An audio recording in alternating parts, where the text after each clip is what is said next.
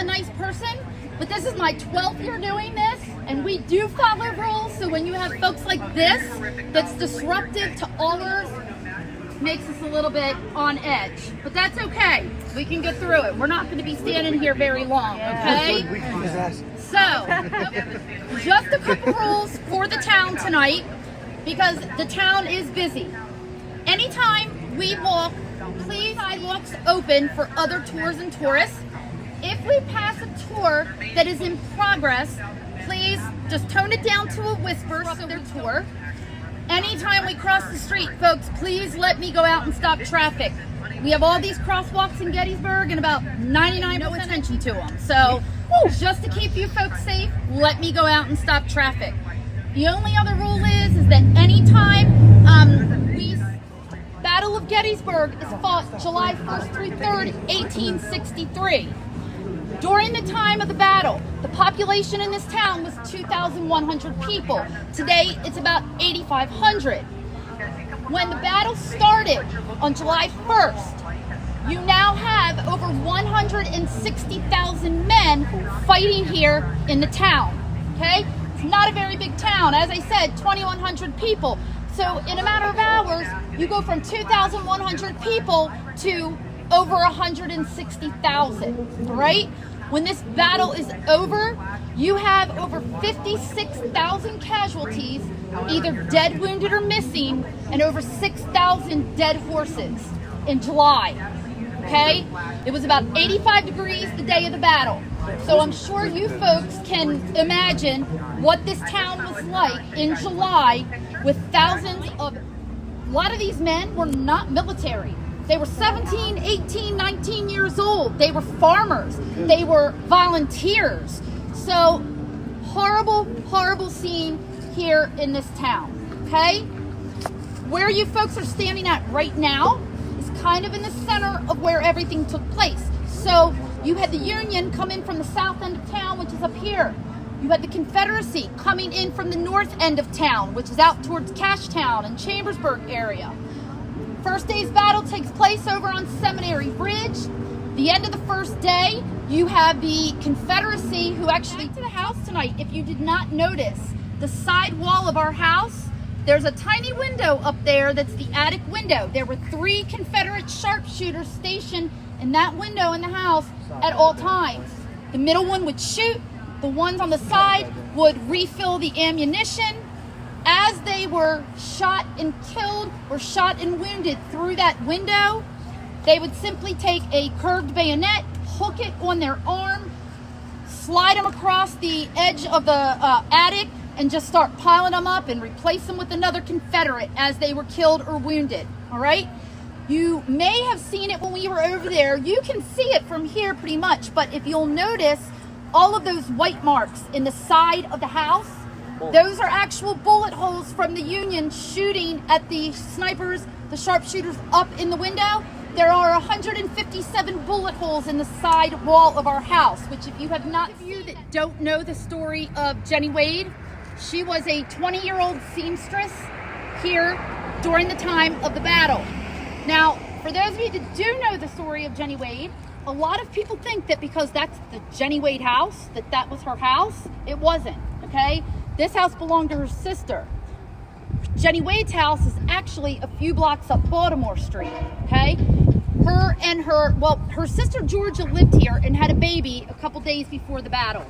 Her husband was a Union soldier off at war.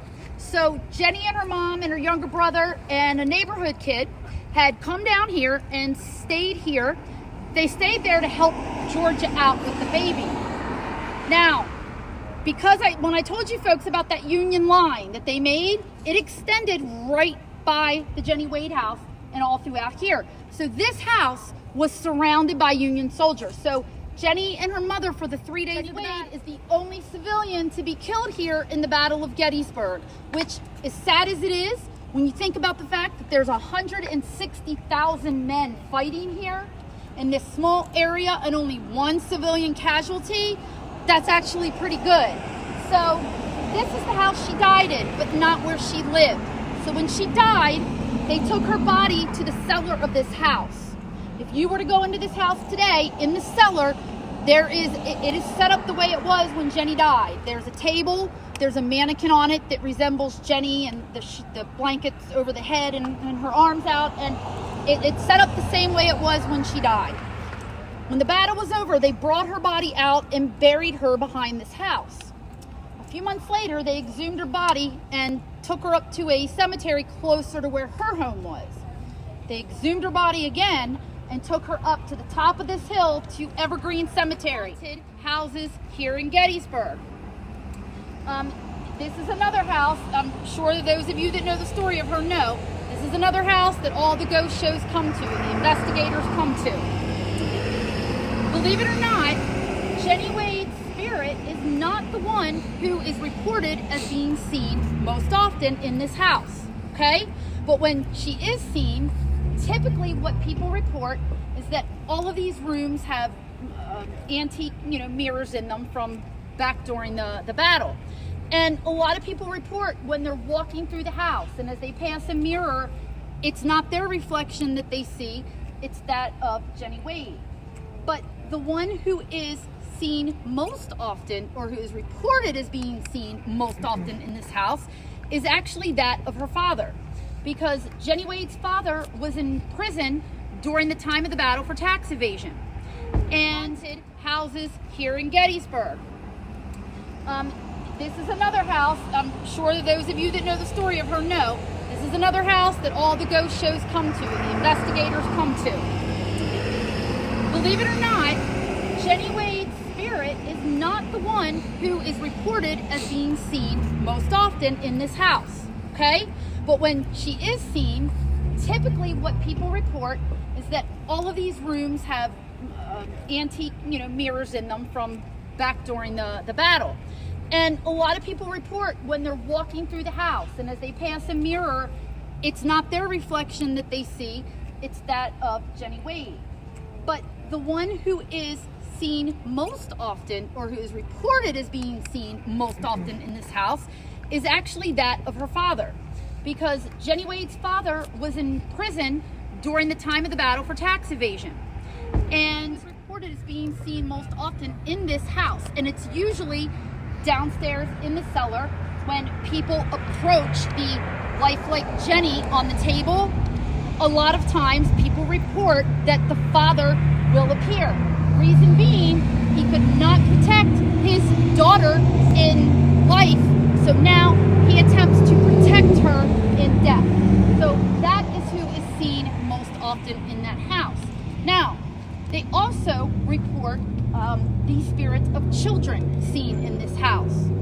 Reason being, if you folks look up the road here to my right and your left, the first tall building that you see on the right-hand side with all the lights, at the top it's got like 4 windows and the third one is lit up. Does anybody not see where I'm talking about? Up here on the right, first tall building, okay? That building is the orphan. When the battle was over, there was a Union soldier found here in the town. He was propped up against a tree, he was deceased, and no kind of identification on him. They didn't have dog tags back then, okay? But he did have a picture clutched in his hand. So there was a doctor in the town who took that picture and put it in the newspaper, hoping someone would recognize the picture and be able to identify the soldier. Well, his wife saw it, and it was a picture of their 3 children. And she was able to identify him as Union soldier Amos Hummelston from New York. So his wife, Linda, when she came here to claim his body, she met with the doctor who had posted that picture in the paper. And Felinda and the doctor decided to open that building as an orphanage for orphans of Union soldiers only. So if your dad was in that building and she left, and a new headmistress comes and takes over, and her name is Rosa Carmichael. Rosa Carmichael was very different than Felinda. And after Rosa had been here for a little while, people in this town started to notice that a lot of those children they used to see outside on the streets, they didn't see. This mini mart here at the time of the battle was the Wagon Wheel Hotel, okay? The people in the hotel would report that late at night they'd hear children screaming, crying, coming from behind that building. Rosa was a horrible, horrible woman. And she had been abusing the orphans. Not only that, but she would take 2 of her oldest orphan boys, so like 16, 17 years old. The people in the town started talking and brought it to the attention of the police. They did an investigation, and it was found that Rosa Carmichael had been abusing those orphans. And her punishment was she had to pay a $25 fine and leave town and never return. And that is what she did. And unfortunately, because of what she did, they shut the orphanage down. So it was in existence from 1866 to 1877, 11 years. Okay? This building here, crazy, crazy with paranormal activity. Okay? It is, I will tell you that this is one building I used to go in all the time on my own with my kids and friends. I don't go in it anymore. Okay? I'll tell you one story about this building. But she was doing a tour one night, and she's standing down there talking in front of the crowd like I am to you folks, and all of a sudden she stops dead middle of her sentence, and she says, "Why are you here? You know you don't belong here." Well, with that, these folks started taking pictures all over the cellar to see if there was anything they could catch on camera. There was one gentleman on the tour who got a picture. Now, Alexis, in this picture, you see Alexis standing like this, talking to you guys. Standing here, very tall, almost looking down at her, was a woman in a period dress like mine. You could see right through, it was all white, you could see right through her, and she was standing like this, almost looking down at Alexis, and her hand was just wanted me to go with them because I use equipment sometimes, and they wanted me to use equipment in this house, and they brought their own. What I didn't know was that somehow they had booked it so that they had both of these houses all night, and they wanted me to stay the night with them. That wasn't happening, okay? Not happening. But we were in this house until about 1 o'clock in the morning. We weren't having much activity in there. So we go over here. Now, I had been in this house numerous times. The minute we walked in, something was off. I was very uncomfortable, and I don't get that kind of feeling ever down here. But something was off, and I did not want to be in that house. Long and short of it, the one lady who was with us, we didn't even get to the dining room where the orphans had their meals, and this woman became violently ill, vomiting everywhere. So her and the other woman she was with is called the Grove. Now, I don't know if you can see it or not, but there's a road right in front of me that goes right up to the top of that hill. That road was here during the time of the battle. It was a dirt road, of course, but a very brutal part of the Confederacy called the Louisiana Tigers came marching down that road and right over into this area. And a major part of the battle between those Louisiana Tigers and the Union took place right here, which is why I will never understand how they could build a school here, okay? Can never understand that because, like I said, a very significant part of the battle took place here. So significant that when I told you folks that there's still 1,000 soldiers unaccounted for, so this school here was originally built in 1960. They tore it down about 5 years ago because it was filled with asbestos, and they rebuilt this one. The Tigers died, but it backs up to Cemetery Hill. Now, this area is one of the most haunted areas in the town, and many people don't even know about it, okay? It is considered by the people in the town Confederate territory. And the reason being is because so many of those Louisiana Tigers died over here, and whenever people do investigations or take pictures, 9 times out of 10, it is some kind of Confederate activity that they get. Now, I don't know if you can see it, you probably can, but one of our other significant witness trees is straight ahead. It's surrounded by a fence, so these branches are kind of hiding it, but that is one of our witness trees as well. Down in those woods, for anybody who is into the paranormal or ghost hunting, you are on this road after the battlefield closes, and you were on this road past that sign, or the right-hand side, you're on park property and you're going to get in trouble. But if you're on the left side, you're fine. Back in those woods, there are paths all through those woods that take you all through there that people go down and do investigations. I'm going to tell you folks one story about those woods, and then we're going to head back to the house, okay? So this is my 12th year telling stories here in the town, okay? I do a lot of middle school groups in the springtime, and I used to take them down into the woods, okay? We take equipment and cameras, and they loved it because it scared them, okay? We're not allowed in the woods anymore on tour, but back then we were. So, my second year here, there was a gentleman that worked with us. He said, no. He said, but I've had 3 people on my hunt so far that when we've come out of the wood line into the grove, they've been scratched. Oh. And I said, well, what do you mean they've been scratched? And he said, 3 scratches all the way across their back. Now, folks, I'm going to tell you guys that me personally don't believe in anything bad out here, okay? Me, personally, I don't. So I simply thanked him for his information and continued on with the season, continued taking the middle school kids back there, and everything was fine, as I knew it would be. So about 7-8 weeks later, I'm down there with a group of middle school kids, and their buses would park all the way over there in the parking lot. We're down in the woods, using equipment, taking pictures, telling stories, everything is fine. We come out of the woods and walk through the grove to get them back over to their school buses.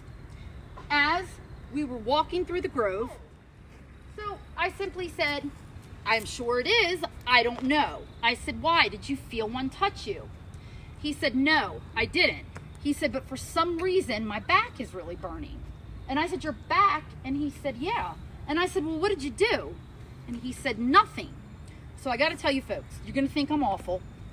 I was concerned because he's 12 years old and he said his back was burning. But I think my adrenaline got going, and I think I was more excited than really like, I know it's terrible, but I'm like, oh my gosh, what, he told me in the beginning of the season, could that be possible? So I take the boy over to his chaperone and I said, would you mind having him take off his jacket and lift up his shirt? I'm a nurse. He said his back is burning. I just want to be sure he's okay. She said, sure. And this boy takes his jacket off and lifts up his shirt. And I'm going to tell you folks, as true as I'm standing here, this boy...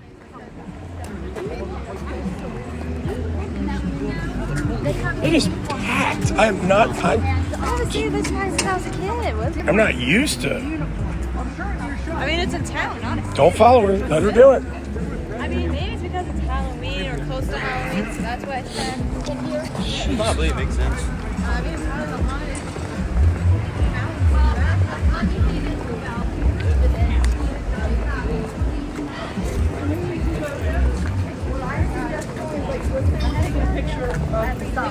You want to take it?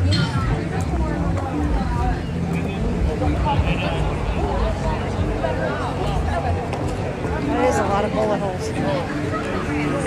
Yeah, it is. What'd she say, 157? 157. 157, yeah? Look at that. All of those white holes are bullet holes from the back. I don't want to be shot off my bike.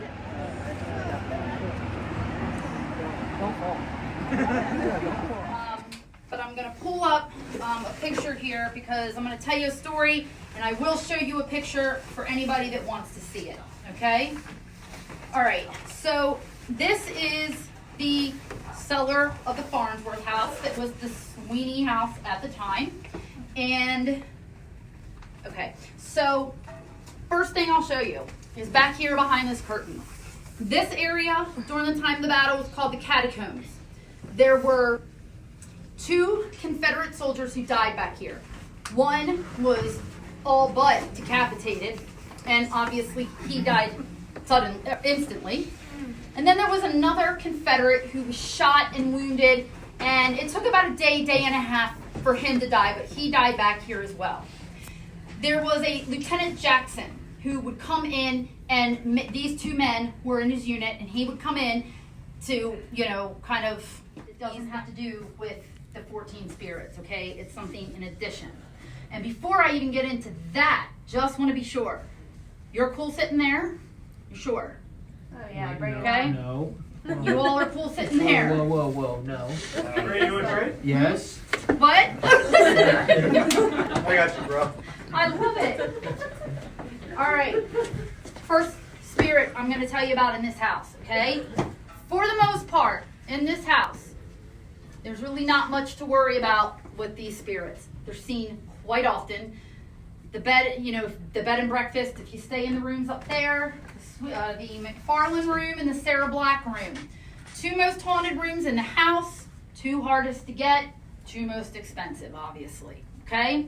The Sarah Black room, most haunted room in the house, because one of our child spirits, we actually have 2 children, we're out here playing, he went out, smacked the horse on the hind end, and unfortunately, he was run over by a horse and carriage.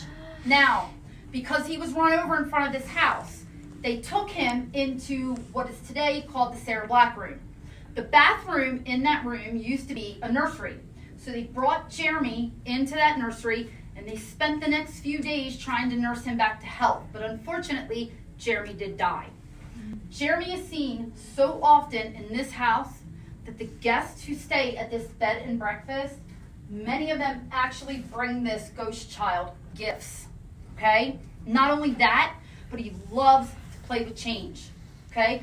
If you go upstairs, you'll see change sprinkled everywhere that they bring for this child to see if it moves or if it stacks up or whatever.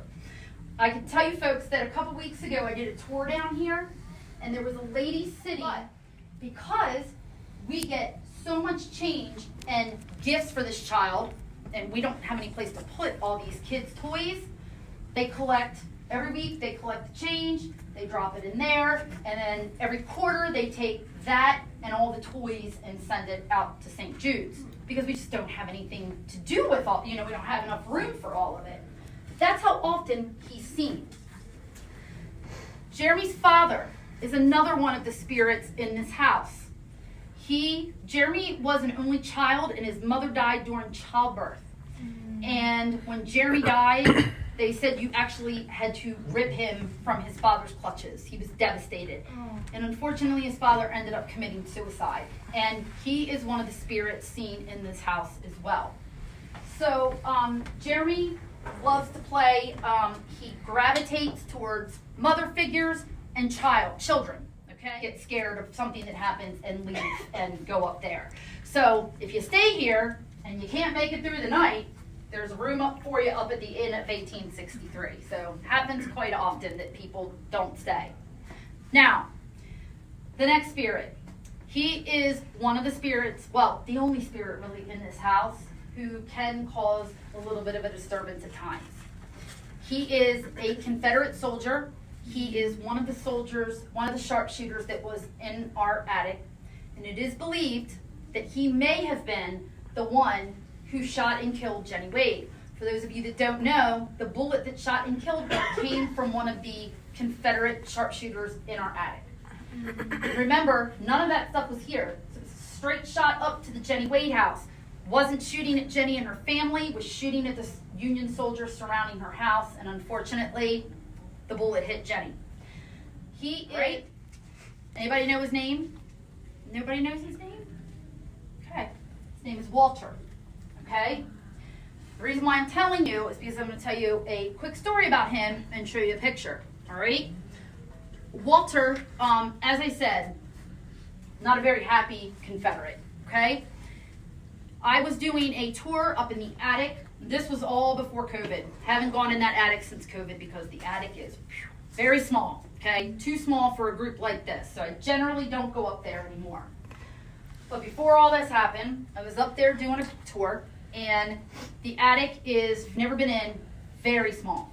But it's very neat because the window where the sharpshooters were, if you look right below that window, the floorboards are still bloodstained from the Confederate sharpshooters who died up there.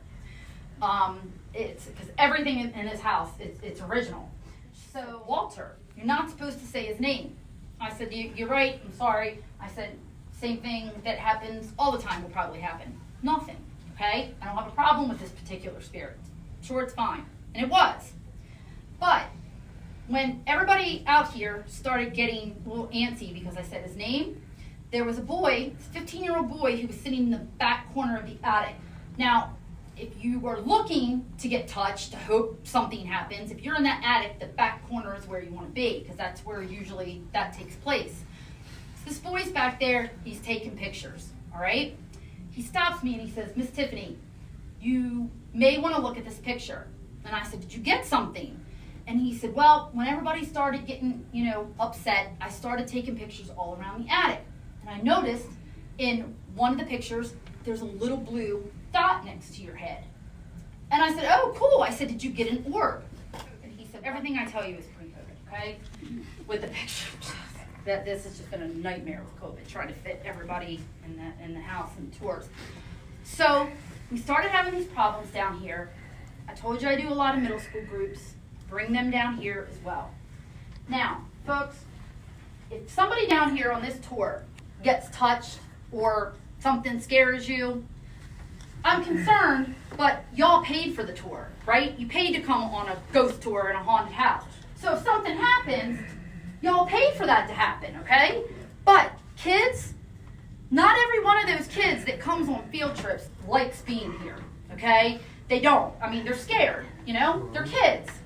So when we started having things happen down here where kids were getting touched, it started to become a problem. Now, I'm going to tell you what the final straw was. Sorry, guys. So everything keeps pointing to this little girl. She says to me, my grandmother died about 2 months ago. Her name was Polly. Do you think it could be her? Folks, I don't know. I know how to work the equipment, I know how to answer questions, and I know how to kind of get it going, but I can't contact your grandma. I'm not like a psychic. I can't do any of that stuff. All the kids were excited thinking Grandma Polly came through. This little girl was, over the moon happy. So, I don't know. It was something with the P name. So I said to the little girl, I bet it is Grandma Polly, just letting you know that she's fine, watching over you, and she loves you. Well, with that, okay, again, as true as I'm standing here, folks, and I'm a nurse, I don't lie, right? We don't lie, right? We don't lie. Mm-hmm. At the time, there was a big podium here, and it had one of those ugly statues on it and some candles with glass in my equipment.